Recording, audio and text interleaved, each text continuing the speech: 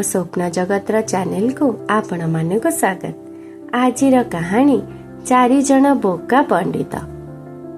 प्राचीन काल रे जणे गुरुदेवंक चारि जन शिष्य थिले।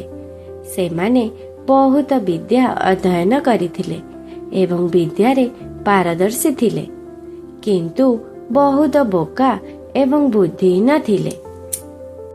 दिने सेमाने भाबिले जे एते अध्ययन कले मध्य जीवन रे कौनसी उन्नति हेउ नाही। एबे चल राज्य को जाई राजांग पाखरे जानिबा जे आमे एही ज्ञान द्वारा किछि लाभ करि परिबु कि नाही। एही चारि जन बोका पंडित जंगल मध्यरे जाउथिले। बाटरे सेमाने जणे मल्ला बाघ को देखिले।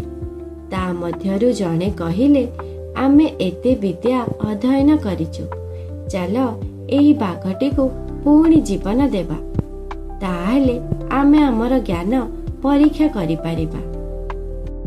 प्रथम पंडित मांस एवं अस्थि एक साथ गला। द्वितीय पंडित एहाकु रूप देला। तृतीय पंडित तारे चांब एवं त्वचा लगाइला। चतुर्थ पंडित मंत्र पढ़ी एही बाघ को पुणी जीवन देदेबी कही चेष्टा कले। एहा देखी तांक मध्यरु जणे सम्मत हेले एवं दूर को चली गले।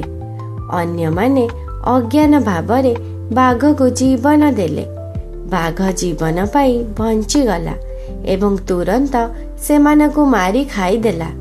किंतु चतुर्थ पंडित जी बुद्धिमान थिले, से निजर गछ उपरे चढ़ी जाई जीवन रक्षा कले। एही गपटिरु आमको एही शिक्षा मिलिला जे मात्र विद्या ही शेष नुहे, विवेक एवं बुद्धिमत्ता भी अत्यंत आवश्यक। मोर जदि एई गपटी आपण मानकु भल लागिछि, आम स्वप्न जगतर चैनल को लाइक एंड सब्सक्राइब करंतु। Bye bye, thank you.